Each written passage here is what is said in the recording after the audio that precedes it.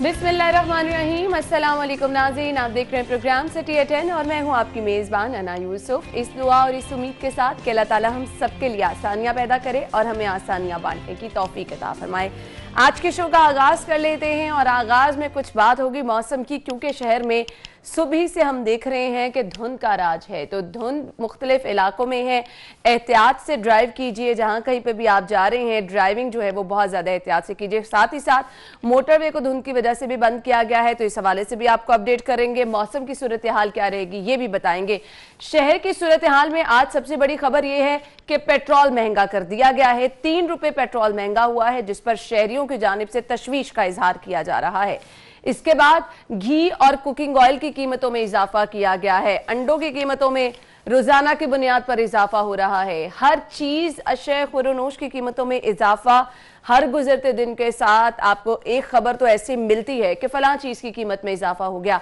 अब होगा क्या कि अगर पेट्रोल की कीमत में इजाफा होता है तो अल्टीमेटली ट्रांसपोर्टर्स किराए बढ़ा देते हैं, अशिया महंगी हो जाती हैं कि जी दूसरे शहरों से आई हैं, मंडी से यहां तक लेकर आए हैं, तो कीमतों में इजाफा तो होगा ही।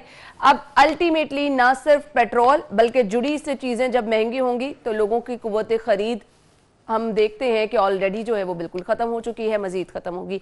आई डोंट नो क्या जवाब बनाया गया है, क्यों बनाया गया है, क्यों महंगाई पे महंगाई करके भी सब अच्छा कहा जा रहा है। डिटेल में हम इस पे बात करेंगे। फिलहाल चलते हैं, जान लेते हैं आज मौसम कैसा रहेगा।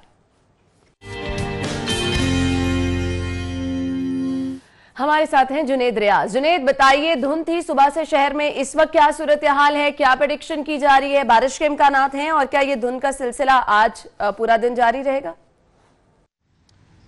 जी, लाहौर शहर के मौसम की अगर बात की जाए तो इस वक्त जो है धुंध ने पूरे शहर को अपनी लपेट में ले रखा है। और अगर बात की जाए अहम शहराओं की तो वहाँ पर भी जो है वो धुंध पड़ रही है। महकमे मौसमियात के मुताबिक धुंध जो है आज सुबह के वक्त और शाम के वक्त जो है वो ज़्यादा पड़ने का इम्कान है। दूसरी जानब अगर दर्जा हरारत की बात की जाए तो आज ज़्यादा से ज़्यादा दर्जा हरारत जो है वो 16 डिग्री सेंटीग्रेड तक जाने का इम्कान है। मौसम जो है इंतहाई सर्द है और महकमे मौसमियात के मुताबिक मौसम जुज़वी तौर पर अबरआलूद रहने के साथ साथ जो है आज सुबह के वक्त जो दर्जा हरारत रिकॉर्ड किया गया है वो कम से कम 4 डिग्री सेंटीग्रेड रिकॉर्ड किया गया है। इस वक्त जो हवाएं हैं 10 किलोमीटर फी घंटा की रफ्तार से चल रही हैं, लेकिन हवाएं जो हैं वो शदीद सर्द हैं, ठंडक महसूस की जा सकती है। और इस वक्त बात की जाए तो मेरे हाथ भी जो है इस वक्त जो हैं वो खासे ठंडे जो हैं वो हो रहे हैं। महकमा मौसमियात का कहना है कि आइंदा 2 रोज़ तक जो है वो मौसम इसी तरह सर्द रहने का इम्कान है, जिसकी वजह से एक तो शहर में धुंध जो है वो बरकरार रहेगी और दूसरा मौसम और दर्जा हरारत में भी जो है वो कमी देखने में आएगी। महकमा मौसमियात के मुताबिक आज सुबह के वक्त हवा में नमी का तनासब 68%, जबकि शाम के वक्त जो है वो 75% तक जाने का इम्कान है।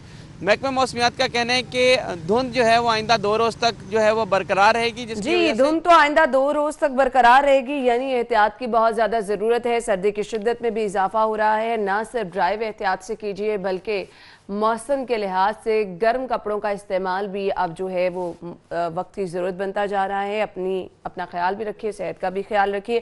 खैर, मौसम की सूरत हाल तो आपने जान ली। अब जब धुंध की वजह से हम देखते हैं कि मुख्तलिफ शाहराहों पर ट्रैफिक स्लो हो जाती है तो सबसे ज़्यादा इसका इम्पैक्ट देखा जाता है मोटरवे पर। मोटरवे की सूरत हाल जान लेते हैं, वहाँ पर क्या सूरत हाल है। हमारे साथ मौजूद होंगे फारान यामीन। फारान, बताइएगा मोटरवे पर इस वक्त क्या सिचुएशन है?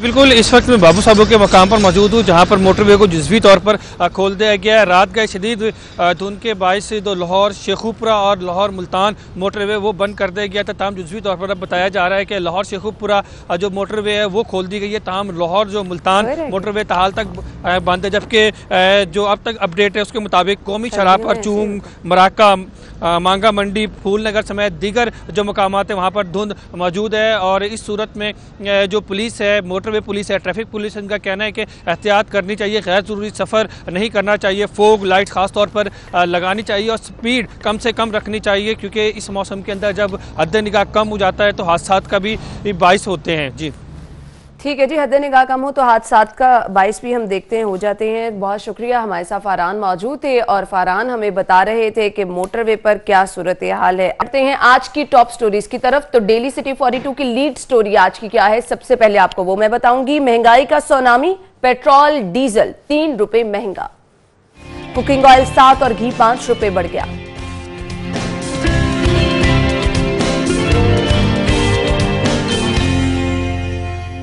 शहर में कोरोना का बड़ा वार, एक दिन में 23 अमवात, 255 नए केस बेएहतियाती संगीन खतरा का सबब बनने लगी। डॉल्फिन पुलिस का मुबैना पुलिस मुकाबला, वीडियो ने भांडा फोड़ दिया।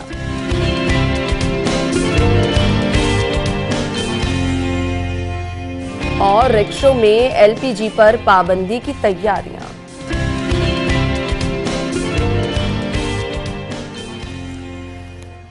जी तो नाज़रीन, टॉप स्टोरी आपने जान ली है, इनको हम डिटेल में डिस्कस करेंगे। और सबसे पहली खबर है हमारे पास महंगाई के हवाले से, इस पे हम आएंगे। फिलहाल एक ब्रेक लेंगे और ब्रेक के बाद आपको ज्वाइन करेंगे, हमारे साथ रहिएगा।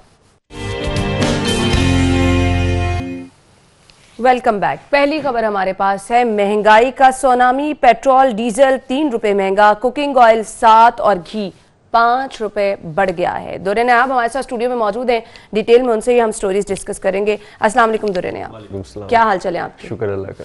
दुर्रे नयाब, पहली खबर की तरफ चलते हैं और पहली खबर हमारे पास है जी पेट्रोल की कीमत में जो हालिया इजाफा हुआ है। शहरी तो उस पर तशवीश का इजहार कर ही रहे हैं। मुझे लगता है कि जिस दिन आपने मुझे बुलाना होता है ना, उस दिन कोई ना कोई ऐसी खबर जरूर रखी होती है कि जिसपे ये हर रोज की रूटीन है, महंगाई की तो हर रोज की रूटीन। और ये आप पहली खबर कह रही है, मेरा ख्याल जब हम क्लोजअप कर रही होंगी ना तो आखिरी खबर भी ऐसी कोई महंगाई। बिल्कुल आपने सही कहा, ऐसी ही खबर, क्योंकि ये एक वो फैक्टर है वाहिद जो हुकूमत की जड़ों को भी खोखला तकरीबन करता जा रहा है। और इसका जवाब आपको पता है कि गवर्नमेंट के पास नहीं है। लास्ट टाइम भी जितने भी तर्जुमान हुकूमत पाकिस्तान के थे, पंजाब के थे, उन्होंने कहा कि सब इशारे अच्छे हैं सिवाय महंगाई के।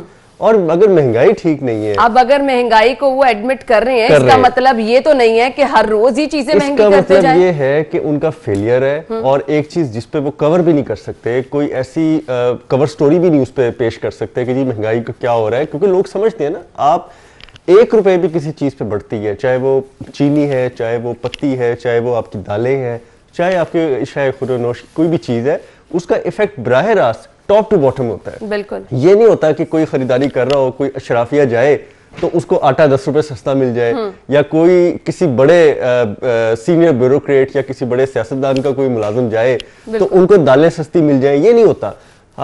इसका इफेक्ट इतना ज्यादा इम्पैक्ट बुरा होता है क्योंकि जब लेने वाला होता है ना, मुलाजिम भी जाके साहब को जाके शिकायत लगाता है कि साहब जी बड़ी महंगाई हो गई है, ते जेडे पैसे तुसी दिते सी वो तो पूरे नहीं हुए।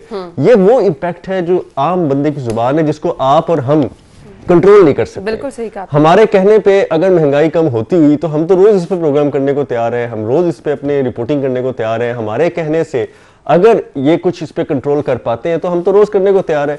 अब वो वाले डायलॉग्स मेरा तो ख्याल है कि आप किसी बार रिपीट करके दिखाया करें। जब ये ओपोजिशन में थे तो ये पेट्रोल के 1 रुपए बढ़ने पे, डॉलर के 1 रुपए बढ़ने पे, दालों चीनी की कीमत 1 रुपए बढ़ने पे क्या जस्टिफिकेशन देते थे। थोड़ा सा मेमोरी रिकॉल करके ये खुद सोचें कि ये क्या कर रहे हैं। हम पेट्रोल उस वक्त भी नहीं डलवा सकते थे 100 रुपए के हिसाब से, जब मुशर्रफ साहब के दौर में कहा जाता था। मुशर्रफ साहब खुद कहते थे कि मेरी कौम 100 रुपए लीटर भी पेट्रोल डलवाने की इस्तिताअत रखती है। तो तब भी ओपोजिशन सारी जमातों से बशमूल पीटीआई भी और बहुत सारा करारा जवाब आता था कि जी ऐसा नहीं है, 100 रुपए पेट्रोल कौन डलवा सकता है, बहुत महंगाई है। उस वक्त तो खैर 70 रुपए, 75 रुपए, 82 रुपए, 80 रुपए के हिसाब से पेट्रोल को 100 को क्रॉस करवाया गया। अब तो हालात ही यकसन मुख्तलिफ है। बिल्कुल। अब तो 2-2.5 साल से ऊपर हो गया, तीसरे साल में हम तकरीबन है एंड पे इस गवर्नमेंट के। अब तो गवर्नमेंट की अच्छा दुर्ना होता क्या है, पेट्रोल की कीमत में इजाफा होता है तो ये सिर्फ यहीं तक नहीं रहता है, इससे जुड़ी चीजें ट्रांसपोर्टर्स किराए बढ़ा देते हैं, फिर अशिया खुरनोश जो कि ऑलरेडी बहुत महंगी हैं उनकी कीमतों में खुद ब खुद इजाफा हो जाता है। वो इस वजह से उनके हाथ बहुत सारे बहाने आ जाते हैं कि भाई सामान लेकर आना है, पेट्रोल महंगा है, अखराजात ज्यादा बढ़ जाते हैं। तो ये पेट्रोल वाहिद एक ऐसी चीज है जिसके महंगा होने से इम्पैक्ट ज्यादा हो जाता है। इसका एहसास अना इनको नहीं हो सकता। मैं आपको बड़ा सिंपल मिसाल से समझा सकता हूं कि तमाम मिनिस्टर्स, तमाम वुज़रा, तमाम parliamentarians, prime minister office, chief minister office इस मुल्क के, तमाम सेक्रेटेरिएट्स, तमाम ब्यूरोक्रेट्स, तमाम पुलिस अफसरान, तमाम आपके allied services, allied security forces, ये तो तब सारे सरकारी फ्यूल यूज करते हैं। अगर उनको एक भी ऑफिसर को 250, 300, 500 लीटर कम से कम बात में कर रहा हूँ अलाउ है, और वो 3 रुपए बढ़ गया, तो उसकी सेहत पे क्या असर है मुझे बताइए। वो तो सीधा सीधा अब गवर्नमेंट से जो उसको फ्यूल फंडिंग हो रही है वो उससे चार्ज करेगा, अल्लाह बिल्कुल इसका फर्क पड़ेगा आम आदमी को जिसने हर रोज 100 रुपए का पेट्रोल डलवाना है। 100 बहुत दूर हो गई। आपके दफ्तर में आसपास नीचे तबके में काम करने वाले ऐसे लोग मौजूद हैं जो सिर्फ 50 रुपए का पेट्रोल डलवा के अपना दिन निकालते हैं और अगले दिन देखते हैं क्या करना है। 100 तो यशी वाली बात है ना कि 100-200 का पेट्रोल। ये इससे जुड़ी जो चीजें हैं, आप आज हर रोज अंडे की कीमतों में इजाफा हो रहा है। आप 193-94 रुपए में अंडे मिल रहे हैं, कुकिंग ऑयल 7 रुपए, घी 5 रुपए बढ़ गया है। कोई ऐसी चीज रह गई है जिसका हम जिक्र कर लें कि ये सस्ती मिल रही है? आप ये भी जिक्र करें कि सारी इनकी पेश की गई थ्योरीज जो है ना वो फेल हो गई। फेल हो रही है। अंडे रेट कौन बढ़ा रहा था, पोल्ट्री का रेट कौन बढ़ा रहा था, चिकन दूध कहां से कंट्रोल हो रहा था, और दालें जो है वो। अब इस सब के पीछे कौन है? आप बता दें जनाब कौन है इसके पीछे। जो शुगर मिल्स की आप बात करते थे ओपोजिशन में या दीगर सियासतदानों की, वो तो बहुत अरसे से बंद पड़ी हैं। और अब जो आपकी दीगर शुगर मिल्स हैं उनके जब केसेस खुलते हैं तो बहुत सारे लोग तो केसेस को फेस करने के लिए अवेलेबल ही नहीं होते आपकी हुकूमत में। तो ये थोड़ी चीजें मुश्किल है जिसके अंदर अवाम के अंदर थोड़े से क्वेश्चन रेज होते हैं। क्वेश्चन का जवाब जो है वो हुक्मरानों को बहरहाल देना होता है, आज नहीं कल, इक़्तिदार में रहे ना रहे। तो महंगाई जो है, मैं आपको सिर्फ ये कहना चाहता हूँ कि महंगाई इतना बुरा फैक्टर है कि जो इंसान को मुश्किलात की तरफ भी लेके जाती है, मायूसी की तरफ भी लेके जाती है, अफरा तफरी अनारकी की तरफ भी लेके जाती है, और सबसे बड़ा फैक्टर इससे जुड़ी बेरोजगारी है जिसके बायस जो है बेरोजगारी होगी तो जराइम में इजाफा होगा, और ऐसा हो भी रहा है। दुर्रनाया मुझे ये बताइएगा, 2 दिन पहले हमारे पास खबर थी कि बिजली की कीमतों में इजाफा हो गया है। फ्यूल एडजस्टमेंट की मद में आपने बिजली की कीमतों में इजाफा कर दिया। सर्दियां हैं ऑलरेडी, आपको गैस के बिल बहुत ज्यादा आएंगे। पेट्रोल आपने हर रोज घर से कहीं अगर बाहर जाना है, जाहिर बात है रोजी रोटी कमाने तो सबने निकलना है, सबको पेट्रोल चाहिए होगा, सबने इस्तेमाल करना है, वो महंगा, खाने पीने की अशिया महंगी। इस पर अगर बात की जाए कि अवाम का सोचा जा रहा है, अवाम को रिलीफ दिया जा रहा है, अवाम के लिए फला फला मंसूबे शहर में शुरू किए जा रहे हैं, ये प्लान क्या लेना देना है अवाम को इन सबसे? मुझे सिर्फ बता दें, वो चाहे ऑपोजिशन बात करती है, वो चाहे हुकूमत बात करती है। बिल्कुल, देखिए ये थ्योरीज तो वही थी ना जी कि अगर सड़कें पुल बनाने से, तरक्याती मंसूबे बनाने से अवाम का पेट भरता है तो इसका जवाब दे दें। अब आप भी उसी डगर पे चल रहे हैं, बहुत अच्छी बात है। लाहौर की तरक्की होनी चाहिए, लाहौर की तरक्की को आपने बिल्कुल एक्सट्रीम लाइन पे ला के प्लान करना चाहिए। लेकिन आप मुझे से ये बता दें अना, क्या आपको वो ट्वीट्स के जवाब, आपको क्या सोशल मीडिया पे जितने भी तर्जुमान एक्टिव थे महंगाई पे क्यों नहीं बात करते? तमाम इंटरनेशनल नेशनल फोरम्स पे जो बात करते थे, अब महंगाई पे क्यों नहीं बात करते? असल में एक दफा ये बाहर जाएंगे लोगों के दरमियान तो पता लग जाएगा। जनाब एक दफा आपको याद है कि माजी की हुकूमत में पिछले हुक्मरान जो थे वो मार्केटों में चले जाते थे, बाजार में ऐसे आलू पकड़ लिया, टमाटर पकड़ा, हम बड़े हंसते थे, हम कहते थे यार ये क्या तमाशा है। लेकिन वो जब जाते थे बहुत सारी चीजों का वो बेशक वहां पे शोबाजी ही करते थे, मान लिया, लेकिन उनके जाने से बहुत सारी चीजें खुलती थी, लोगों में जाते थे, दुकानदारों में जाते थे, तनकीद भी सुनते थे, वो ऑलरेडी इस चीज को फेस करते थे, फिर आगे चलते थे और फिर सब्सिडी की तरफ उनका ज़हन भी माइल होता था, मामला चलते थे। आप सब्सिडी देने को तैयार ही नहीं है। आपके ख्याल में ये 3 रुपए बढ़ाना कोई बड़ी बात नहीं है, ये 3 रुपए बढ़ा दिए, आप किसी से पूछ लेंगे, कहते हैं कि जी माजी में तो इससे भी ज्यादा पैसे बढ़ते रहे, 3 रुपए हमने बढ़ा दिए तो क्या कर दिया। लेकिन सिर्फ पेट्रोल महंगा नहीं ना है, हर चीज महंगी है। पेट्रोल महंगा होने से उससे जुड़ी अशिया महंगी हो जाएंगी, सब्जियां ऑलरेडी आप देखें सबसे बड़ा ट्रांसपोर्ट, आपका कैरेज, आपका जो कैरियर है, सामान लाद के लेफ्ट राइट लेके जाना ट्रांसपोर्टेशन के जरिए, वो सब महंगा हो गया और उसका इम्पैक्ट आपके फी किलो आलू प्याज तक जाएगा। ऐसे ही है। और आपकी चीनी जहां से आ रही है, हर चीज पे इसका इम्पैक्ट जाएगा। आपके दुकानदार उसके अलहदा मुनाफा कमाएंगे, उसका फायदा अलहदा उठाएंगे कि जी पेट्रोल बड़ा महंगा हो गया। हर वो बंदा जिसका पेट्रोल से कोई ताल्लुक नहीं, वो भी इसको जवाब बनाता है। और ये हम बचपन से देखते आ रहे हैं कि कोई भी चीज महंगी करके वो पेट्रोल बड़ा बढ़ गया जी, तो हम इसको मजाक उड़ाते थे कि भाई तुम्हारा पेट्रोल से क्या लेना देना है। अब तो सबसे बड़ी खराबी इस मुल्क में अब इस वक्त क्या हो रही है पाकिस्तान में, हमारे लाहौर शहर में, कोई पूछने वाला नहीं है। बिल्कुल सही कहा। अब वो बातें भी नहीं आ रही सामने, वो खबरें भी नहीं आ रही। लेकिन अब सिर्फ पेट्रोल महंगा होने की बात भी कोई नहीं करेगा, यहाँ तो हर चीज ही महंगी है। यहाँ पर घी, कुकिंग ऑयल महंगा हो गया, पेट्रोल महंगा हो गया, 20 रुपए का अंडा हो गया। बिल्कुल, यहाँ पे आप 20 रुपए का अंडा हो गया। सस्ता तरीन प्रोटीन जो कि कहा जाता था कि लोगों की पहुंच में है। अदरक जो है सोने के भाव ना बिकना शुरू हो जाए, मुहावरतन कहते हैं ना कि सोने का भाव बिकना शुरू हो गया, अदरक 900 रुपए क्रॉस कर गया। बिल्कुल ऐसे ही है। और अदरक जो है वो मैं समझता हूँ कि इतनी डिमांडिंग चीज नहीं है, थोड़ा सा आपकी सब्जी में डलता है, आपके सालन में डलता है और बहुत कम मिकदार में यूज होता है, इतनी ज्यादा उसकी डिमांड आटा चीनी पहले ही आपने आवाम की पहुंच से दूर कर दिया है। मिर्चे जो दुकानदार वैसे ही सब्जी में आपको एक मुठ भर के या 10-15 दे देता था, वो आपके 250, 300, 400, 500 के करीब पहुंच गई।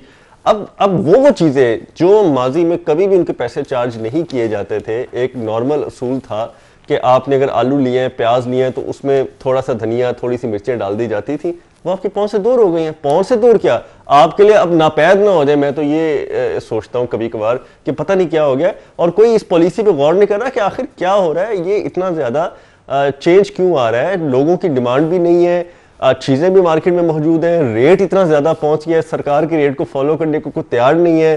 सरकार की रेट कहीं पे कायम हो नहीं रही, ना कोरोना में हो रही है, ना किसी भी ओवरलैपिंग जो तजावजात की मद में कोई बात कर लें, सरकार की रेट कहाँ कायम हो रही है, तो फिर सरकार कहाँ है। अच्छा, इस सब के बावजूद आपने सरकार की रेट बात की, सरकार तो जब भी आप देखें सब अच्छा के राग लापरी होती है। जितने भी तर्जुमान है हुकूमती, वो इस तरह से बताते हैं, महंगाई को इस तरह से कवर करते हैं कि फलां चीज की जा रही है, फलां चीज की जा रही है। ये चीजें माजी की हुकूमत की वजह से हैं। वजीर तवानाई हमारे साथ मौजूद थे, जिन्होंने कहा जी ये जो मंसूबे शहबाज शरीफ साहब के दौर के लगाए हैं, उनका खमियाजा हम भुगत रहे हैं।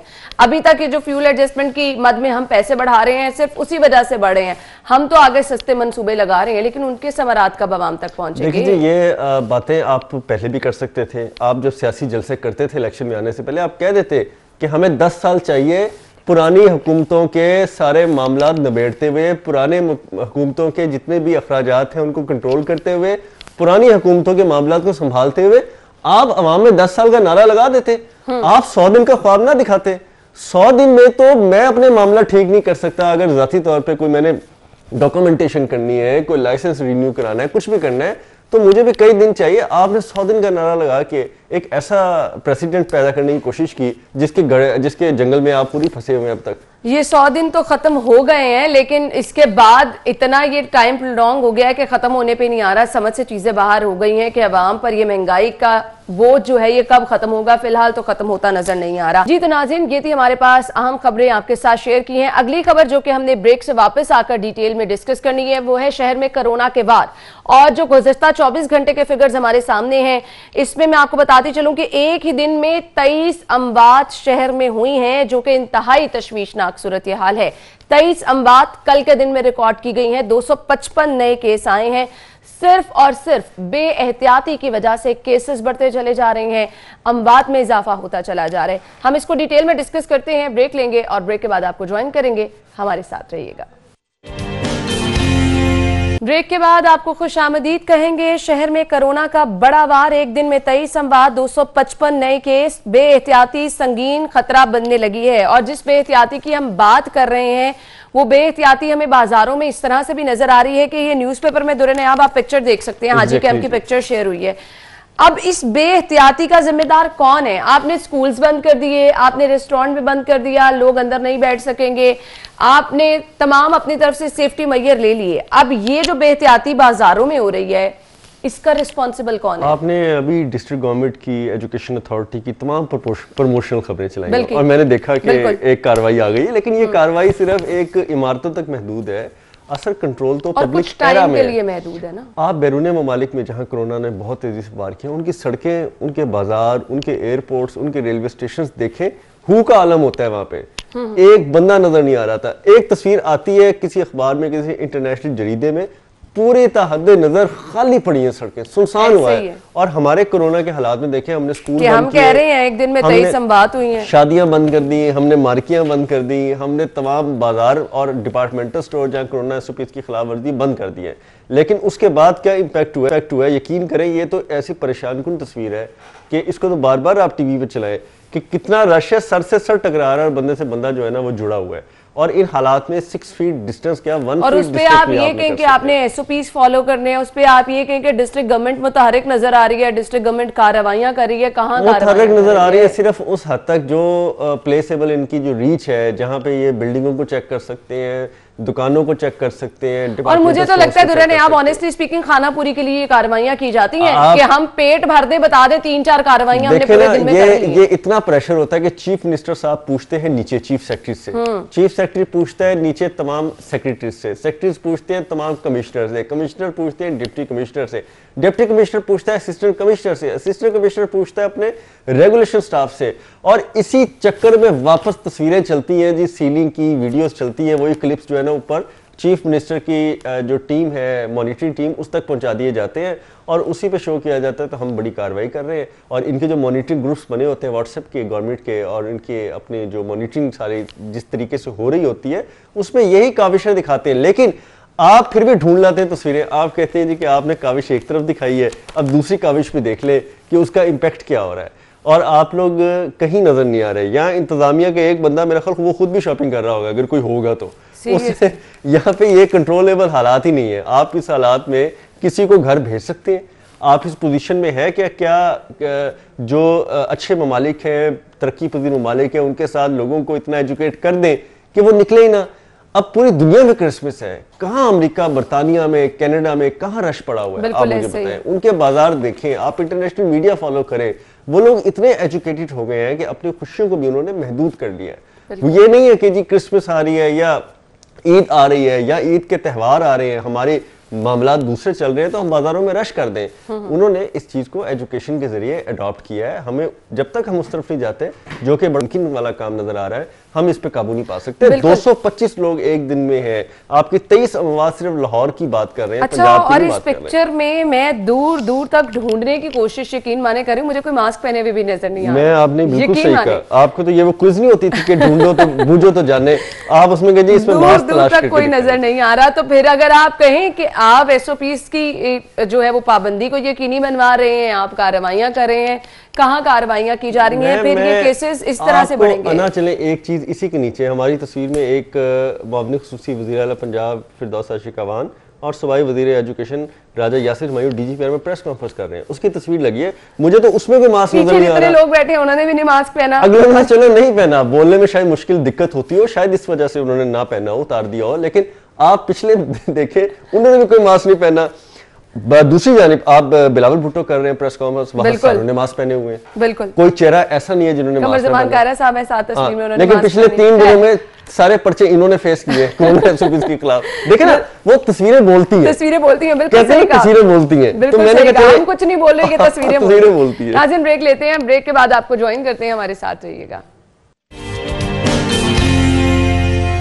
वेलकम बैक नाज़रीन, और अगली खबर की तरफ जाएंगे। अगली खबर है जी लाहौरियों के लिए खबर यह है, वजीर आला की जानिब से शहर लाहौर की तरक्की के लिए तारीखी पैकेज का ऐलान किया गया है। 60 अरब का ये पैकेज है जिसका ऐलान किया गया है। अब लाहौरिये इंतजार कर रहे हैं कि इसमें कौन कौन से मंसूबे शामिल होंगे और ये मंसूबे कब हमें अमली तौर पर मुकम्मल होते नजर आएंगे। तो हमारे साथ दुर्रे नायाब मौजूद हैं, दुर्रे नायाब से ही हम डिटेल जान लेते हैं। दुर्रे नायाब, इस तरह की खबर हमेशा लाहौरियों के लिए बहुत ज्यादा एक्साइटमेंट की बाइस बन जाती है। अब मुझे बताइएगा ये 60 अरब का जो पैकेज जिसका ऐलान किया गया है, इसकी डिटेल्स क्या हैं, कौन कौन से मंसूबे शामिल हैं? जब से ये फिरदौस मार्केट अंडरपास, जो लाल शहबाज कलंदर अंडरपास है, इस पे वज़ीर आला ने तवज्जो दी, तो ये 4 महीने का प्रोजेक्ट था, डिले हो रहा था, ये साल में मुकम्मल नहीं होना था। अगर वज़ीर आला इस पे तवज्जो ना देते, बार बार यहाँ ना आते और काम को स्पीड अप ना करते, जिस वक्त वो कंप्लीट हुआ, अब वहाँ पे हजारों लोग रोजाना वहाँ से गुजर रहे हैं और बड़ा अच्छा ट्रैफिक मैनेज होकर गुजर रही है। तो उस वक्त उन्होंने महसूस किया इस हुकूमत ने कि प्रोजेक्ट जो है लाहौर शहर की तरक्की को रोकना ना इंसाफी है, प्रोजेक्ट होने चाहिए। और अगले ही लम्हे एलडीए को टास्क दिया गया कि आप नए प्रोजेक्ट्स जहाँ पे जरूरत है उसको आप तजवीज करें। एलडीए ने बहुत सारे पॉइंट्स दिए, बहुत सारे प्रोजेक्ट्स दिए, उसमें से जो सिलेक्ट किए गए वो लाहौर शहर के ये 8 प्रोजेक्ट्स थे, जिनके अंदर उन्होंने 60 बिलियन की 8 प्रोजेक्ट में तरजीहात कौन कौन सी? तरजीहात तो देखें, सबसे पहले जो इन्होंने महसूस किया वो अरफा क्रीम सेंटर के साथ कोट लखपत की अराजी है, 118 कनाल, उस पर अस्पताल बनाना है। ठीक है जी, आपने अस्पताल को भी तरजीह दी। आपने फिर उसके बाद कहा बस टर्मिनल जदीद होने चाहिए, क्योंकि अगर आप जाएं डिस्ट्रिक्ट गवर्नमेंट के बस टर्मिनल में तो आपको लगेगा कि आप किसी कच्ची आबादी के बस टर्मिनल पे आ गए, ना कोई फैसिलिटी है ना कुछ है। तो इन्होंने जदीद बस टर्मिनल के प्रोजेक्ट को भी मंजूर किया और टास्किंग की कि आपने दिसंबर के आखिर तक हर सूरत इसके डिजाइन, इसकी फिजिबिलिटी, इसकी फंड्स की यूटिलाइजेशन का सारा प्लान पेश करना है। उसके बाद लाहौर शहर में जो सबसे ज्यादा पसमानदा नजरअंदाज इलाका है पसमानदगी तरक्याती के लिहाज से, वैसे नहीं, वो है सर्कुलर रोड, आपका शेरावाला गेट, उसके बाद आगे ऑस्ट्रेलिया मस्जिद तक। ये सारा एक ऐसा चौक है जहां पे आप गुजर ही नहीं सकते। सही। रेलवे स्टेशन से ऑस्ट्रेलिया मस्जिद तक एक फ्लाईओवर आएगा, फ्लाईओवर पे कितनी लागत आएगी, इसकी प्लानिंग। इस प्रोजेक्ट में अंडरपासेस और फ्लाईओवर मेरा ख्याल है कि इस एरिया में ये पहला फ्लाईओवर होगा जिसकी अशद जरूरत थी और जिसपे माजी में भी सोचा गया, लेकिन यानी कि वजीर आला की नजर उन इलाकों पर भी है। वजीर आला ने खास तौर पर डीजीपी LDA अहमद अजीज तारर साहब को ये टास्क दिया था कि मुझे पसमानदा इलाके और निगलेक्टेड इलाके जिनमें पिछले 10 सालों में, पिछले 20 सालों में काम नहीं हुआ, मुझे वो प्रोजेक्ट लाके दें। फिर शादरा में बच्चों का पार्क, एक बहुत बड़ा एरिया ऐसा था जहां पे कूड़ा करकट और गंदगी के ढेर होते थे, वहां पे इन्होंने पार्क अनाउंस कर दिया। फिर क्रीम ब्लॉक में ट्रैफिक इतनी फंसती है, आपने नई रोड तो पंजाब यूनिवर्सिटी से निकाल दी, लेकिन आगे क्रीम ब्लॉक के चौक पे जाके आपने बॉटल नेक बना दिया। अच्छा, मुझे दुरेनिया बताएगा, पीको रोड को नजरअंदाज किया गया, इसकी वजह क्या है? इससे दीगर मुल्हिका बिल्कुल, ये आपने बड़ा वैलिड क्वेश्चन किया और इसमें हम अपने प्रोग्राम से रिक्वेस्ट करेंगे हुकूमत पंजाब को कि पीको रोड पे आपने यू टर्न्स बनाने थे, सिग्नल फ्री यू टर्न्स बनाने थे, इशारे खत्म करने थे, क्योंकि इशारों की वजह से जितनी तवील लाइनें पीको रोड पे लगती हैं, लोग पीको रोड पे अब नहीं जा सकते और उनके पास ऑप्शन भी कोई नहीं है कि पीको रोड को अवॉइड करके वो किधर जाएं, आखिर इनको पीको रोड से गुजरना पड़ता है। आपको कुछ नहीं करने की जरूरत। LDA ने एक प्लान बनाया हुआ था जिसमें you turns, modernise you turns बनाने थे और उनसे उसके साथ चौकों को सिग्नल खत्म करके आपने ट्रैफिक को रेगुलेट कर देना था, उसको अलाइव कर लें प्रोग्राम को। इस पे अकबर चौक आता है। अकबर चौक है, उसके अंदर आपकी मोची पुरा है, उसके बाद आप जिना हॉस्पिटल से जैसे वेरी नेक्स्ट आते हैं शौक चौक है, फिर मॉडल टाउन लिंक रोड है, अकबर चौक है। अकबर चौक पे एक दफा उन्होंने अंडरपास और फ्लाईओवर तजवीज़ किया, वो भी खैर वक्ती तौर पर डंप हो गया, वो अभी इन प्रोजेक्ट में शामिल नहीं है, लेकिन इनके बाद आने वाले हो सकता है प्रोजेक्ट में शामिल हो। अब सवाल LDA की कारकर्दगी पे कि वज़ीर आला ने आपको गो हेड दे दिया, आपने जो प्लान पेश किया उन्होंने मंजूर कर लिया, आपने जितने पैसे लगाए उन्होंने कहा ये ठीक है आप करें, हम पैसे देने को तैयार है, आप हमें बताएं मरहलावार हम किस तरह से। यकमुश्त तो 60 अरब देना इस हुकूमत के लिए भी मुश्किल है, आप प्रायोरिटाइज करें, चीजें हमारे साथ लाएं, इसके तमाम तर कानूनी ज़वाबित पूरे करें, इनके PC1 बनाए, PC1 अप्रूव करा के प्रोजेक्ट की डिजाइन फाइनल करें, जो कि तकरीबन अब हो चुके हैं। अच्छा, वक्त हमें मुझे बताइए कि 5 साल टेन्योर में ये मुकम्मल होता नजर आ रहा है? देखिए, अगर वज़ीर आला ज़ाती दिलचस्पी लें, जिस तरह उन्होंने फिरदौस मार्केट अंडरपास जो कि बिलाल शहबाज का अंडरपास उस पर ली है, तो मेरा ख्याल है कि इन 6 में से 6 को 6 के ट्रैक पे ला के उसमें से हो सकता है एक। चले जी, लाहौरी उम्मीद कर सकते हैं, हम दुआ को भी हैं। थैंक यू सो मच दुर्रे नयाब, आपके वक्त का शुक्रिया। नाज़रीन, हम ब्रेक की तरफ जाएंगे, जिसके बाद शो में दोबारा आपसे मुलाकात होगी, हमारे साथ रहिएगा। नाज़रीन, अहम खबर आपने जान ली और प्रोग्राम के इस हिस्से में मेरे सामने आप देख सकते हैं हिमानी की कुछ प्रोडक्ट्स मौजूद हैं और आज मौसम के मुनासबत से बहुत ही ज़बरदस्त हिमानी की ये प्रोडक्ट हमारे पास मौजूद है, शहद, जिसका इस्तेमाल बहुत ज़्यादा मौसर है, क्योंकि हम देखते हैं सर्दियों में खांसी बहुत सारे लोगों को रहती है, तो शहद का इस्तेमाल हर मौसम के लिहाज से मौसर तो है, लेकिन सर्दियों में इसका इस्तेमाल रिकमेंड भी किया जाता है। और अगर हिमानी के शहद की मैं बात करूं तो 100% प्योर हनी जो है हिमानी का, इसको आप इस्तेमाल कर सकते हैं और इसमें डिफरेंट रेंज भी मौजूद है, जिसमें बच्चों के लिए अलहदा से आप देख सकते हैं शहद है और इसके साथ साथ जाफरान के मिलाप से एक शहद बनाया गया है।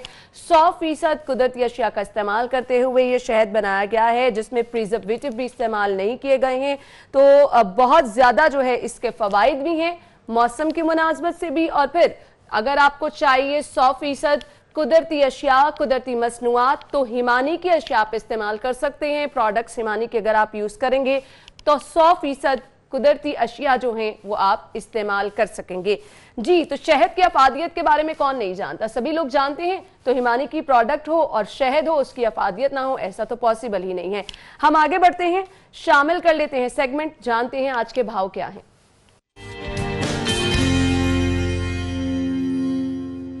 मार्केट में जीशान सफदर मौजूद है। जीशान, बताइए सब्जियां किस कीमत पर मिल रही हैं आज?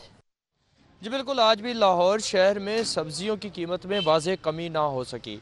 सब्जियों की बात हो या फिर फलों की बात हो, तो दोनों की कीमतों में काफ़ी इजाफा देखा गया है। और इसके साथ साथ जो सबसे ज़्यादा कीमत आज की रेट लिस्ट में जो हुकूमत की जानिब से जारी की गई है, या ज़िला इंतज़ामिया की जानिब से या मार्केट कमेटी की जानिब से, उसमें अदरक की कीमत जो है वो सबसे महंगी दिखाई दे रही है।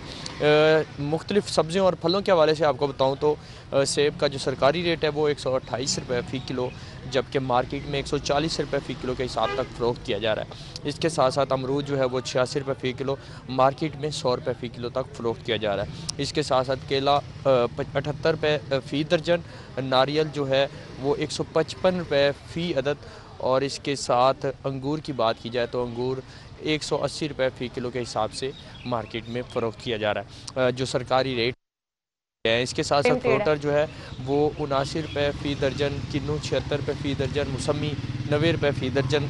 इसके साथ अनार बताना की जो कीमत है वो 350 रुपये फ़ी किलो मुख्तस की गई है। इसके साथ साथ अदरक की आज के सरकारी रेट्स के हवाले से बात की जाए तो 720 रुपये जो कि सरकारी लिस्ट में दर्ज की है, जबकि ओपन मार्केट में अदरक जो है वो 800 रुपये फ़ी किलो तक फ़रोख्त की जा रही है।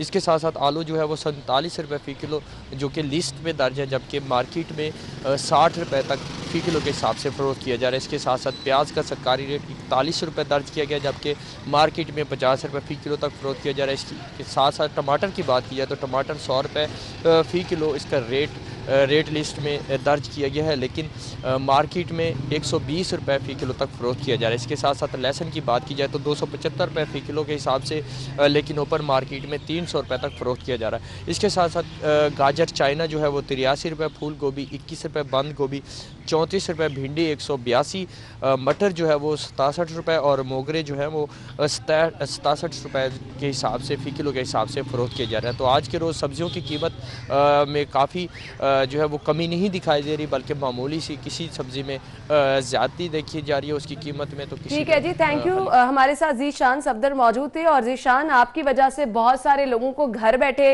आपका ये बीपर सुन के ये डिसाइड करने में आसानी होगी कि वो अपने बजट के मुताबिक आज घर में कौन सी सब्जी ला सकते हैं और क्या पका सकते हैं। तो जीशान आपका बहुत बहुत शुक्रिया। आगे बढ़ते हैं मीट रेट्स में आपको बताऊंगी। ज़ैनत शॉप पे अगर आप जाएंगे तो बीफ पर केजी यहाँ से आपको मिलेगा 450 रुपए किलो में, और इसके बाद जी बीफ मिन्स आप यहाँ से खरीद सकेंगे 565 रुपए किलो में।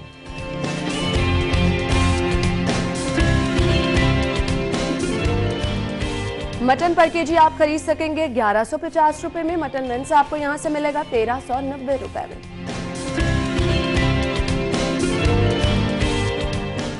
इसके बाद आगे बढ़ते हैं। चिकन के रेट क्या है? जिंदा मुर्गी मार्केट में अवेलेबल है गवर्नमेंट रेट के मुताबिक 218 रुपए में, और इसका बना हुआ गोश्त आपको मिलेगा 316 रुपए में। और जी अब है हमारे पास अंडों की कीमतें, जिनमें होशरुबा इजाफा हर रोज देखा जा रहा है। रिटेल प्राइस 194 रुपए दर्जन में आप अंडों की खरीदारी कर सकते हैं। अगर आप होलसेल से खरीदारी करने के लिए जाएंगे 2 रुपए बचा सकते हैं आप, और 192 रुपए दर्जन में आप अंडों की खरीदारी कर सकेंगे। और इसके बाद गोरमे पे अगर आप जा रहे हैं 193 रुपए दर्जन में आप अंडों की खरीदारी कर सकते हैं।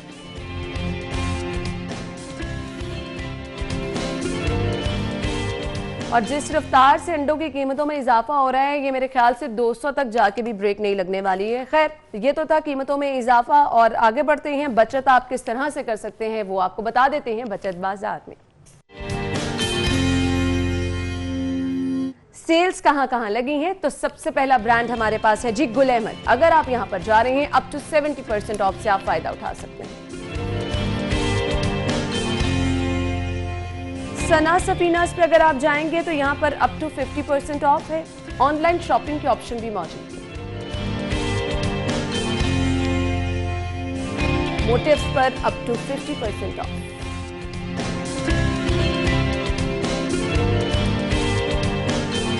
और इसके बाद आ जाइए जी अलकरम स्टूडियो, यहां पर भी अप टू 50% ऑफ है।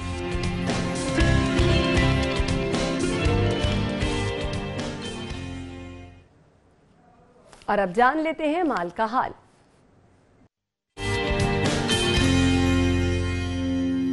करेंसी रेट्स क्या हैं, एक नजर डालते हैं।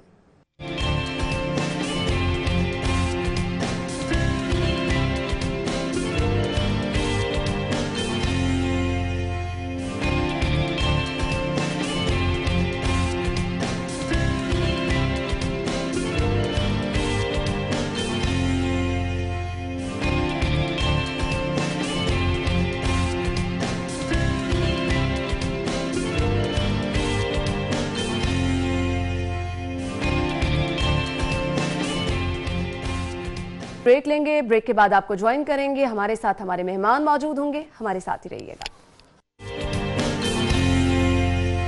ब्रेक के बाद आपको एक बार फिर से खुशामदीद कहेंगे। नाज़रीन, बारहा हम हेल्दी कंपटीशन की बातें सुनते हैं, पेरेंट्स चाहते हैं कि उनके बच्चे जो हैं वो क्लास में सबकत ले जाएं, सभी से आगे आएं, मुकाबला साजी का ये रुझान है, ये हम देखते हैं हर जगह पर नजर आता है। लेकिन कहीं ना कहीं इस मुकाबला साजी की वजह से बच्चे पर जो जोर डाला जाता है, बच्चा कहीं ना कहीं एहसास कमतरी का शिकार होकर रह जाता है। तो प्रोग्राम में आज हम डिस्कस करने वाले हैं कि वजूहात इसकी क्या हैं। अगर आप अपने बच्चे को बेहतर देखना चाह रहे हैं, सब में नुमायां देखना चाह रहे हैं, तो इसका बेहतर तरीका क्या हो सकता है। एहसास कमतरी से जुड़ी चीजें जिसमें डर, खौफ, पीछे रह जाना, इस वजह से बच्चे की सलाहियतें किस हद तक मुतासर हो जाती हैं, इस पर हम बात करेंगे। स्टूडियो में हमारे साथ हमारी मेहमान मौजूद है, माहिर नफ्सियात ताहिरा रुबाब साहिबा, उन्हें खुशामदीद कहेंगे। अस्सलाम वालेकुम। वालेकुम अस्सलाम। क्या हाल चल रहा है? मैं बिल्कुल ठीक हूँ। बहुत बहुत शुक्रिया ताहिरा आपके वक्त के लिए। सबसे पहले तो बताएगा ये एहसास कमतरी की कैफियत है क्या? एहसास कमतरी की कैफियत ये है कि आप अपने आप को दूसरों से कम महसूस करते हैं, यानी आपका अपने बारे में जो राय होती है, आप अपने बारे में जो सोचते हैं वो पॉजिटिव नहीं होता। आप हमेशा एक कंपैरिजन में रहते हैं, यानी मुकाबलाबाजी में रहते हैं और अपने आप को दूसरों से मुकाबला करवाते हैं। जैसे फर्ज करें, दो बहनें हैं, एक बहन जो है वो टॉल है और दूसरी की हाइट शॉर्ट है, एक बहन जो थोड़ी सी सांवली है और दूसरी जो फेयर है। अब मे बी होना तो ऐसा नहीं चाहिए, ऐसा मुमकिन हो सकता है लोगों के रवैयों की वजह से, इर्द गिर्द के जो कमेंट्स मिलते हैं उनकी वजह से, या फिर जब आपको खुद भी वैसी चीजें अपील कर रही हैं तो उसकी वजह से भी। जैसे अगर आपको गोरा रंग अपील करता है, हाइटेड आपको होना अच्छा लगता है, ये अपील करता है, और ये नॉर्मल बिहेवियर है जो हर फैमिली में हम देखते हैं। एग्जैक्टली। और फिर जब आपके इर्द गिर्द के रवैये इस तरह के होते हैं कि देख ये तो ना बड़ी वाली ज्यादा प्यारी है, ये सांवली है, थोड़ी सी है तो अच्छी मगर सांवली है, बच्चों की पढ़ाई को लेकर बच्चा बड़ा लायक है और बिल्कुल ये नालायक है। पढ़ाई को लेके, और ये इसने बहुत जल्दी चीजें सीखी, ये बाद में सीख रहा है, ये स्लो है। सो इस तरह की बहुत सारे पैगामात जो हम अपने बच्चे को ना चाहते हुए दे रहे होते हैं, जहाँ पे कहीं कंपैरिजन करना एग्जैक्टली कंपैरिजन भी हो जाता है, और फिर उसके जहन में हम कुछ चीजें डालना भी शुरू हो जाते हैं कि तुम ये हो। वो नेगेटिव आइडेंटिफिकेशन वो डेवलप करना शुरू कर देता है अपने अंदर। जब वो नेगेटिव आइडेंटिफिकेशन अपनी सेल्फ के बारे में कि मैं उतना तेज नहीं सीख सकता, मैं उतना अच्छा नहीं हूँ लिखने पढ़ने में, मैं उतना एक्टिव नहीं हूँ, या मैं उतना लाइक नहीं हूँ, मैं चीज़ों को स्लो करता हूँ, इस तरह की बहुत सारी बातें जब वो इन चीज़ों को अपने जहन में आइडेंटिफाई करता है तो फिर वो अपनी पहचान भी यही बनाता है कि मैं कैसा इंसान हूँ, जो स्लो लर्नर है, यानी जो आहिस्ता आहिस्ता सीखता है, जो इतना एक्टिव नहीं है, जो खूबसूरत नहीं है, जो अपने ए ग्रेड्स नहीं लेके आ सकता। अब ये उसने अपनी पहचान बना ली है। जब एक इंसान की पहचान अपने जहन में इस तरह की नेगेटिव हो जाती है, अपने बारे में इस तरह से नेगेटिव परसीव करता है अपने आप को, तो इसको एहसास कमतरी ऑटोमेटिकली होता है। मैंने अंदाजा ये लगाया कि इसमें सोसाइटी का इर्द गिर्द वालों का रोल है। Of course it is. अब इर्द गिर्द वालों का, और सबसे प्राइमरीली पेरेंट्स का और आपके सिबलिंग्स और रिलेटिव्स का, क्योंकि सोसाइटी कम्स आफ्टर। और उसके यानी सोसाइटी के साथ बच्चे का तो कोई ताल्लुक उतना बनता ही नहीं है। शुरू में तो आप आपस में बहन भाइयों के और बच्चों के कंपैरिजन्स नहीं खत्म करते हैं। इवन मैंने ये भी देखा है कि अगर कोई बच्चा जो अपनी अर्ली एज में, कुछ बच्चे कुछ अपने माइलस्टोन्स जो होते हैं जैसे चलना, बात करना जल्दी सीख लेते हैं, कुछ बाद में भी आप कंपैरिजन शुरू कर देते हैं कि फलां का बच्चा तो जल्दी चलना शुरू हो गया। तो यही वो चीजें हैं बेसिकली ना, जो कि बच्चे को एहसास कमतरी का शिकार कर देती हैं। हर बच्चा अपनी पर्सनैलिटी में एक यूनिक चीज़ है। फिर ऐसा भी समटाइम्स होता है कि अगर आप बच्चे को बहुत हार्शली जो है डांट रहे हैं समटाइम्स, और अनड्यूली डांटते हैं, क्योंकि आपको पता है कुछ बच्चे जो होते हैं ना घरों में और स्कूल्स में इवन इस तरह के होते हैं जो ज्यादा एक्टिव होते हैं, शार्प होते हैं, मैनिपुलेशन उनमें बहुत ज्यादा होती है, वो गलती करते हैं और दूसरे पे डाल देते हैं। अब अगर आप इतने ज्यादा, if you are not clever enough, अगर आप इतने अच्छे नहीं है कि आप चीजों को समझ जाएं, तो आप हमेशा उस बच्चे को ज्यादा डांट देते हैं जिसने बेचारे ने कोई मिस्टेक नहीं की, जो आगे से नहीं बोल रहा होता।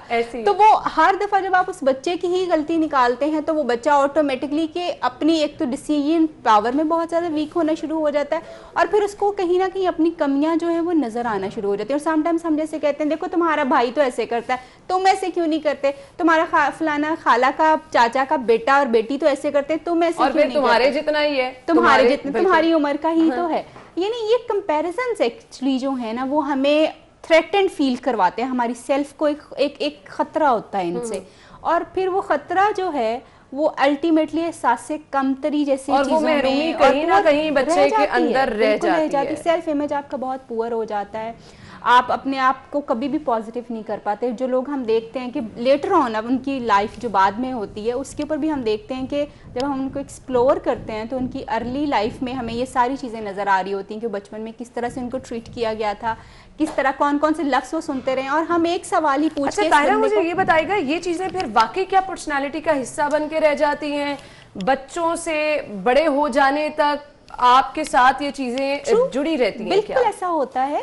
आप देखो, जो बच्चा जिसको आप कभी मौका नहीं देते हो बात करने का, जिसको आप बात करने के ऊपर एनकरेज नहीं करते हो इवन क्लास में या घर में, या जिसकी बात करते करते आप उसको रोक देते हो, वो बच्चे हमेशा सेल्फ कॉन्फिडेंस में, अपनी पब्लिक प्रेजेंटेशंस में बहुत ज़्यादा पीछे रहते हैं, नीचे रहते हैं और हर वक्त कांपते रहते हैं। और उसकी वजह ये नहीं होती कि वो कहीं नालायक हैं या वो प्रेजेंट नहीं अच्छा कर सकते, नो, इसकी वजह ये होती है कि जब कभी उन्होंने कोशिश की अपने आप को प्रेजेंट करने की, आपने उनको स्नैप करके चुप करवा दिया, आपने उनको एनकरेज नहीं किया, yes you are doing right. So ये सारी चीज़ें हमें लेटर ऑन, बहुत सारे ऐसे यंगस्टर्स हैं जो कि हमें पता है कि अपनी प्रेजेंटेशन इस तरीके से प्रेजेंट नहीं कर सकते, वो बोल नहीं सकते, वो उनको अपनी अपनी आइडियाज़ को प्रेजेंट करने में बहुत ज़्यादा प्रॉब्लम आता है, वो अपने रिलेशनशिप्स को बहुत अच्छा नहीं बना पाते, वो रिलेशनशिप्स को इनिशिएट नहीं कर पाते, बहुत सारी चीज़ें जो कॉम्प्लेक्स, यानी आप पूरी लाइफ फिर इससे डिस्टर्ब हो जाती है। खैर, अब ये एहसास कमतरी जो आगे चल के आपकी पर्सनालिटी को कहीं ना कहीं तबाह कर देता है, इससे आप आगे नहीं बढ़ सकते, ग्रूमिंग आपकी नहीं हो सकती है, इसके नताइज क्या निकलते हैं, क्या क्या इसके नुकसानात हो सकते हैं, ये हम डिस्कस करेंगे। फिलहाल एक ब्रेक लेंगे, ब्रेक के बाद ज्वाइन करते हैं। हम गुफ्तगू का सिलसिला आगे बढ़ाएंगे। स्टूडियो में हमारे साथ हमारी मेहमान माहिर नफ्सियात ताहिरा रुबाब साहिबा मौजूद हैं। अच्छा ताहिरा रुबाब, हम बात कर रहे थे एहसास कमतरी की कैफियत होती क्या है, वो खासा डिटेल में आपने बता दिया, कौन लोग उसके रिस्पॉन्सिबल हैं ये भी बता दिया। अब इसके नुकसानात की तरफ मुझे जाना है। अगर ये चीज़ें आपकी पर्सनालिटी का हिस्सा बन जाती हैं, किस तरफ आप जाते हैं, क्या नुकसानात होते हैं? बहुत जैसे मैंने पहले कहा कि एक तो कॉन्फिडेंस लोगों का बहुत ज़्यादा जो है वो शटर हो जाता है, कम हो जाता है। दूसरी जो है प्रॉब्लम सॉल्विंग स्किल्स जो है वो कम होती है लोगों की। ब्लेमिंग बहुत ज़्यादा दूसरों के ऊपर होना शुरू हो जाती है, यानी गलती अपनी होती है but they don't take the responsibility और दूसरों के ऊपर डालना शुरू कर देते हैं। इसी तरह से समटाइम्स ऐसा होता है कि वो लोग जो कि खुद एहसास कमतरी का शिकार होते हैं, यानी उनका अपना सेल्फ इमेज, अपने बारे में सोच नेगेटिव होती है या अपने आप को कहीं दूसरों से नीचे समझते हैं, वो अपने पार्टनर्स को, अपने दोस्तों को नीचा दिखाने के लिए मजाक यूजुअली इस तरह के करेंगे कि उसमें उनकी इंसल्ट हो, या वो समटाइम्स अपने आप को थोड़ा सा लाउड रखेंगे ताकि उनको कंट्रोल करने की कोशिश जो है वो की जाए। और समटाइम्स जो है वो दूसरों को कंट्रोल करने की हर तरह से कोशिश करते हैं ताकि वो अपने उस एहसास कमतरी को इस तरह से जो है वो कवर कर सकें। एक ये क्लास होती है, एक दूसरी क्लास वो होती है जो एहसास कमतरी वाले लोग जो होते हैं वो बेचारे कहीं भी पार्टिसिपेट ही नहीं करते, वो हमेशा बैक बेंचर्स के तौर पे ही रहते हैं, हमेशा पीछे ही रहते हैं। बैक बेंचर्स बुरे नहीं होते क्योंकि हमने देखा है back benchers made the history. बिल्कुल ऐसे बहुत सारे लोग ऐसे हैं जो कि बैक बेंचर्स थे बट दे मेक इट। लेकिन बैक बेंचर जो मैंने भी कहा है, इसका मतलब है कि हमेशा हर सिचुएशन में अपने आप को दूसरों के पीछे छुपाने की कोशिश ही करते हैं। जब कभी आप उनको कहते हैं कि ये बात करो या पार्टिसिपेट करो किसी चीज़ के लिए, उनके हाथ पांव फूल जाते हैं और उनके लिए उस चीज़ को मैनेज करना बहुत ज़्यादा मुश्किल हो जाता है। सेल्फ पिटी बहुत ज़्यादा उनको, यानी अपने आप पर खुद तरसी की कैफियत बहुत ज़्यादा जो है उनके ऊपर रहना शुरू हो जाती है। और हम देखते हैं कि अल्टीमेटली ऐसे लोग जो हैं एक तो सोशल आइसोलेशन में चले जाते हैं, काम में उतना अच्छा अपना प्रॉपर 100% नहीं दे पा रहे होते, यानी एक्चुअली जो आपकी सलाहियतें हैं वो भी सारी खत्म हो जाती हैं। खुद आप देखें ना कि एक बंदा अपने बारे में सोच ही नेगेटिव रहा है तो वो अपनी बहुत सारी एबिलिटीज को एक्सप्लोर ही नहीं कर रहा। बिल्कुल ऐसे। ताहिरा, मैसेज क्या देना चाहेंगी देखने वालों को, बच्चों की तरबियत से लेकर ये जो हमने सारा आज का टॉपिक डिस्कस किया है, मैसेज आपका क्या होगा? मैं सिर्फ ये कहूँगी कि अपने एक चीज़ इंसान के पास है, टेक्निक है ये, वो लोग जो कि अपने आप को कहीं ना कहीं दूसरों से कमतर समझते हैं, वो उनके लिए ख़ास तौर पे आपका मुकाबला सिर्फ आपकी अपनी ज़ात के साथ होता है, किसी और इंसान के साथ नहीं होता। ना ही आपको अपने आप को दूसरों से कंपैरिजन करें। अगर आप अपने आप को समझने की कोशिश करेंगे, अपने आप को एक्सप्लोर करेंगे, तो आप देखेंगे कि आपके अंदर इतनी यूनिक चीज़ें हैं, इतनी डिफरेंट चीज़ें हैं जो दूसरों से आपको यूनिक करती हैं। उसके ऊपर फोकस कीजिए। कभी कोई इंसान 100% नहीं होता, we always have a side to improve. बिल्कुल, और इसकी गुंजाइश हमेशा से मौजूद रहती है। बहुत बहुत शुक्रिया ताहिरा आपके वक्त के लिए। नाज़रीन, हमें जाना है एक ब्रेक की तरफ, ब्रेक के बाद आपको ज्वाइन करते हैं। कहीं मजा आएगा, हमारे साथ रहिएगा।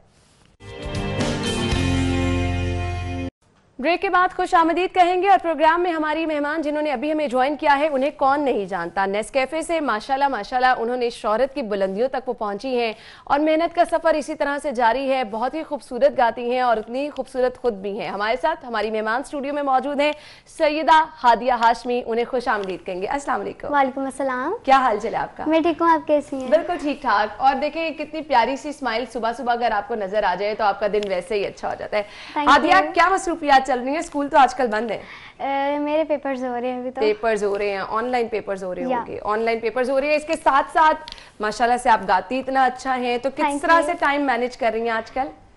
हो रहा है मैनेज, क्योंकि पूरा डे होता है पेपर के लिए, आप जब मर्जी पेपर सेंड कर सकते हैं। सही।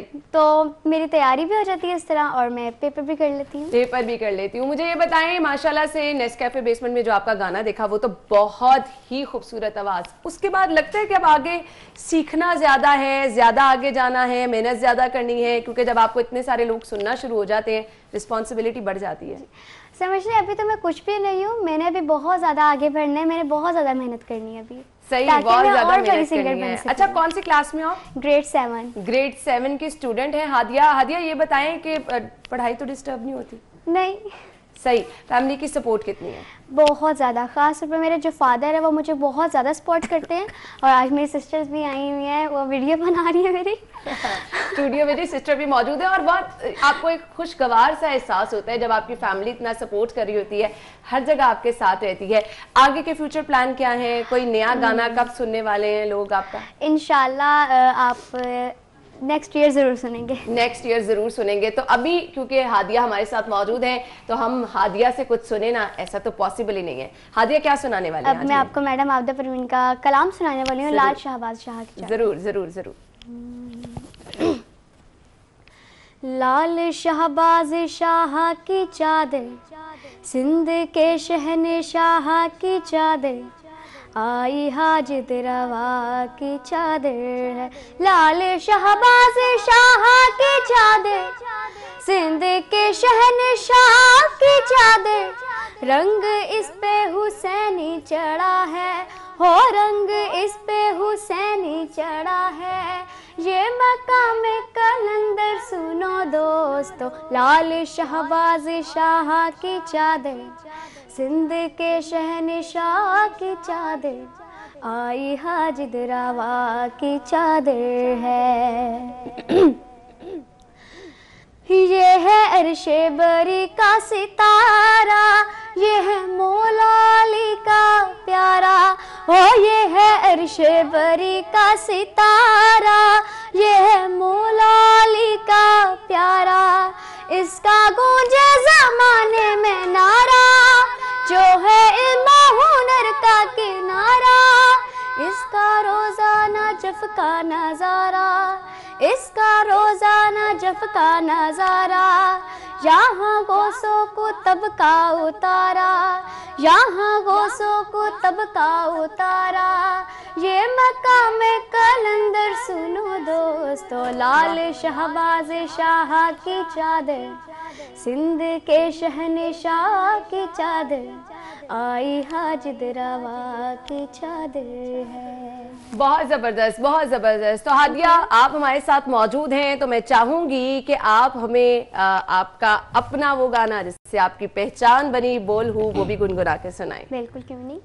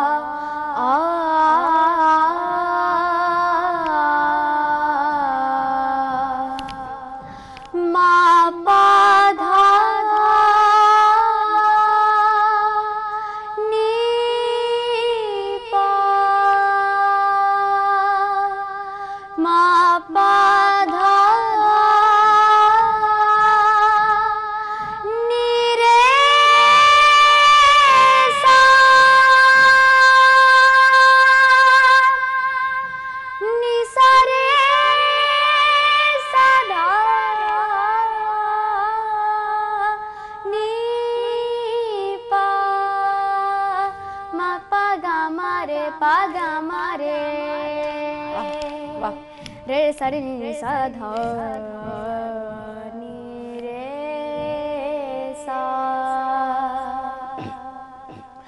विच सजदे सोच किसे होर देखूं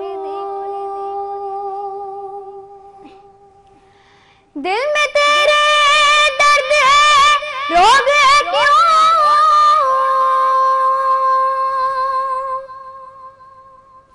क्या है तू क्यों है तू सोच जरा